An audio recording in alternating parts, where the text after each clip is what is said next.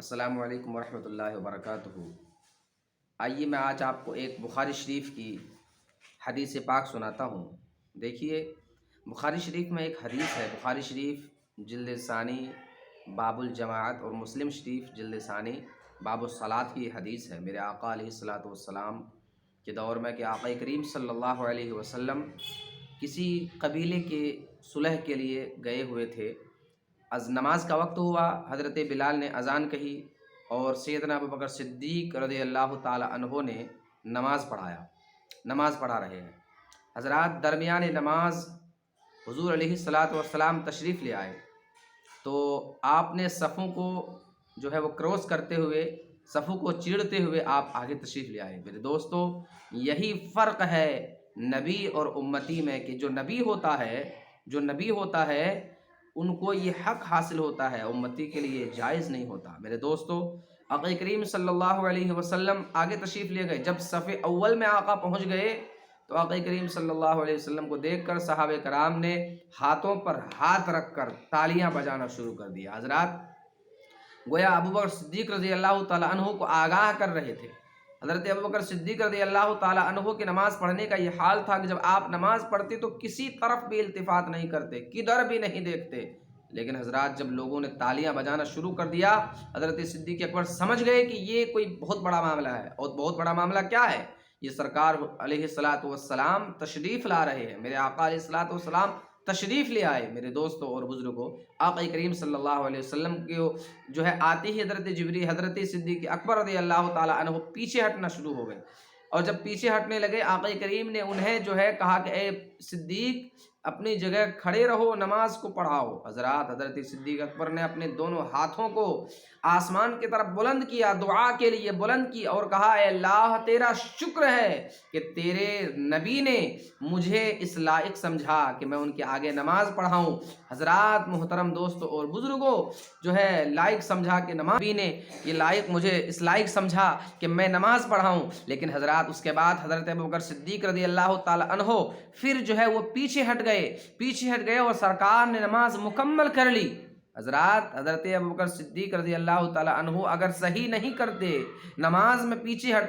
ہٹنا اگر ان کا درست نہیں ہوتا تو آقا کریم انہیں ہاتھ پکڑ کر مصلی پر کھڑے رہنے کا حکم دیتے، لیکن سرکار نے ایسا نہیں کیا۔ سرکار نے کھڑے رہنے کا حکم بھی دیا، اور جب حضرت صدیق اکبر پیچھے ہٹ گئے تو سرکار علیہ السلام نے اس کی محبت کی قدر بھی کی اور سرکار علیہ السلام خود نماز مکمل کرائے۔ حضرات جب نماز مکمل ہو گئی، نماز پوری ہو گئی، تو صدیق اکبر سے میرے آقا نے ایک ہی سوال پوچھا، وہ یہ کہ اے صدیق، جب میں نے تجھے حکم دے دیا تھا تو تمہیں کس چیز نے جو ہے وہ روکا تھا مصلی سے پیچھے ہٹنے کے لیے؟ حضرات تو حضرت صدیق اکبر نے جو پیارا سا جواب دیا ہے تو وہ آپ سماعت فرمائیے۔ حضرت صدیق اکبر نے کہا، فقال ابو بکر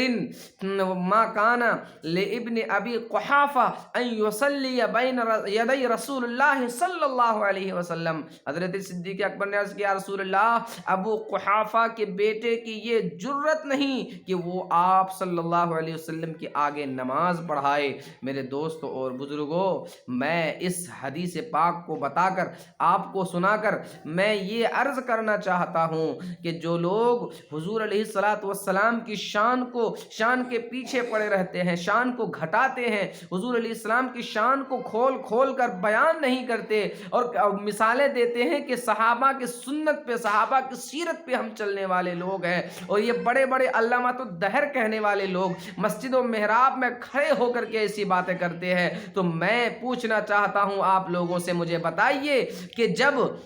نماز جو کہ صرف اور صرف خالصاً اللہ کے لیے ہوتا ہے، اللہ کی ایک مخصوص عبادت ہے جس میں لمٹ ہے کہ اس لمٹ سے آپ کراس نہیں کر سکتے، اس میں کچھ پابندیاں ہیں، کچھ جو ہے وہ کچھ ڈور ہے کہ جس سے آپ باہر نہیں ہو سکتے۔ یعنی نماز ایک ایسی عبادت ہے کہ جو اللہ کی بارگاہ میں حاضر ہوتا ہے بندہ، اللہ سے ہم کلام ہوتا ہے، اللہ کے سامنے ہوتا ہے، لیکن اس کے باوجود صحابہ کرام کے دل میں وہ عشق و محبت ہے، صحابہ کرام کے دل میں وہ جذبہ ایمانی ہے کہ نماز میں بھی حضور علیہ الصلوۃ والسلام کی اتنا ادب کرتے ہیں، ان سے اتنی محبت کرتے ہیں، تو بتائیے جہاں لمٹ ہے وہاں حضور کے محبت کا اور ادب کا لمٹ نہیں ہے، تو پھر جہاں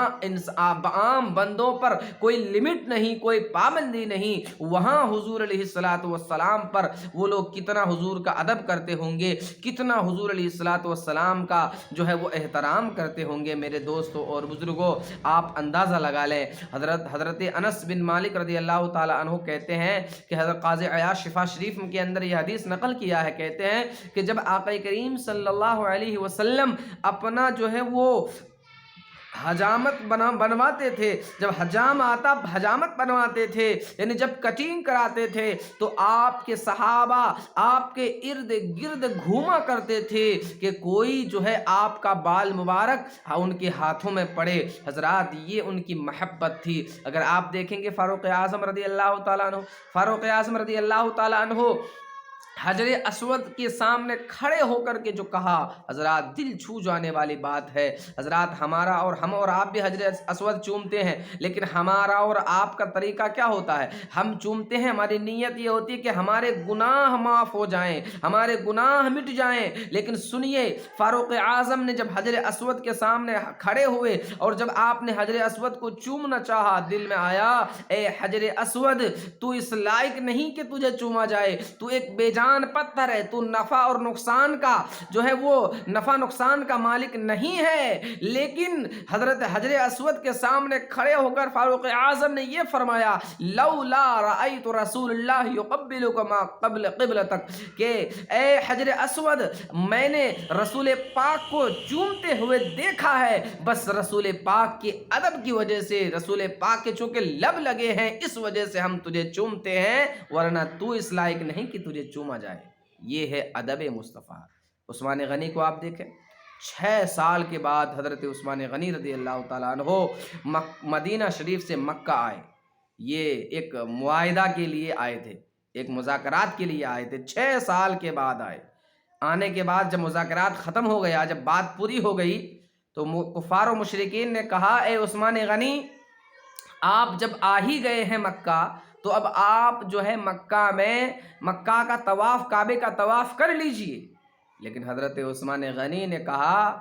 کہ میں اس کعبے کا طواف نہیں کروں گا، اس لیے کہ اس کعبے کی شناخت جس نے کرائی ہے، اس کعبے کی پہچان جس نے بتائی ہے، جب تک وہ نہ کریں گے، یعنی حضور نہیں کریں گے، میں صحن کعبہ سے کھڑے ہو کر کے واپس جا رہا ہوں، میں جو ہے کعبہ شریف کا طواف نہیں کروں گا۔ میرے دوستو، یہ ہے ادب مصطفیٰ۔ اب آپ اندازہ لگائیے کہ جو وہابی، دیوبندی، اہل حدیث اپنے آپ کو کہلانے والے لوگ ہیں، اور اپنی تقریر جو ہے اسٹیجوں پر تقریر کرتے ہیں، محراب و منبر و محراب سے جو بیان کرتے ہیں، حضور علیہ السلام کی جو شان بیان کرتے ہیں، حضرات حضور کو محض حضور علیہ السلام کو جو ہے ایک پیغام رساں سے زیادہ حیثیت نہیں دیتے، کہ حضور علیہ السلام اللہ کے پیغمبر ہیں، میسنجر ہیں، اللہ کا سندیش حضور نے ہم تک پہنچایا، انسانوں میں سب سے اعلیٰ ہیں، سب سے اچھے ہیں، بس اتنا ہی۔ لیکن حضرات ان لوگوں کی زبان سے کبھی آپ یہ کہتے نہیں سنیں گے کہ میرے آقا صاحب شریعت ہونے کے ساتھ ساتھ اختیار شریعت بھی ہیں، شریعت میں آپ کا اختیار ہے، آپ جب چاہیں، جن کے لیے چاہیں، جو چیز چاہیں، حلال کو حرام کر دیں، حرام کو حلال کر دیں۔ آپ نے بارہا حدیثیں سنی ہے، اگر میں مثالیں دوں تو بات لمبی ہو جائے گی، ایک مثال دے کر ختم کرتا ہوں۔ میرے دوستو، آقا کریم صلی اللہ علیہ وسلم کے اوپر اللہ تعالیٰ نے آیت کریمہ نازل کی کہ جو لوگ مالدار ہیں وہ کعبہ شریف کا سال میں ایک بار حج کرے۔ آقا کریم نے ارشاد فرمایا، لوگو تم پر جو ہے زندگی میں تم پر جو ہے وہ حج فرض کیا گیا۔ تو ایک صحابی نے کیا عرض کیا، یا رسول اللہ، کیا ہر سال حج فرض ہے؟ میرے آقا خاموش رہے۔ پھر اس نے عرض کیا رسول اللہ کیا ہر سال حج فرض ہے؟ آقا پھر خاموش رہے۔ جب تیسری بار کیا تو آقا کریم نے ارشاد فرمایا کہ قسم خدا کی اگر میں ہاں کہہ دیتا تو ہر سال تم پر حج کرنا فرض ہو جاتا، لیکن اے لوگوں سنو، جب تک جو ہے نبی کوئی بات کھل کر نہ کہے تم ان پر کثرت سوال نہ کیا کرو، اس لیے کہ پہلی امتیں اپنے نبی سے کثرت سوال کی وجہ سے گمراہ ہو گئی۔ میرے دوستو، یہ صاحب شریعت نہیں، صاحب اختیار نہیں تو اور کیا ہے؟ مجھے بتائیے آپ کہ حضور علیہ الصلوۃ والسلام اگر ہاں کہہ دیتے، منشاء الہی تو یہی تھا کہ زندگی میں ایک بار حج فرض ہو، لیکن اگر حضور فرماتے کہ میں ہاں کہہ دیتا تو ہر سال حج کرنا فرض ہو جاتا، تو بتائیے یہ اختیار شریعت نہیں تو اور کیا ہے؟ میرے دوستو بزرگوں، اس لیے آپ سوچیں جب قبر میں سوال ہوتا ہے ماں من ربو کا ماں دینوں کا ماں کنت تقول فی حق حاضر رجل، دو سوالوں کے جواب میں آپ کو جنت کی سرٹیفکیٹ نہیں ملتی۔ جنت کی سرٹیفکیٹ آپ کو تبھی ملے گی جب آپ تیسرا سوال کے جواب دے دیں گے حضرات، اور تینوں سوال عقیدے سے تعلق رکھتا ہے۔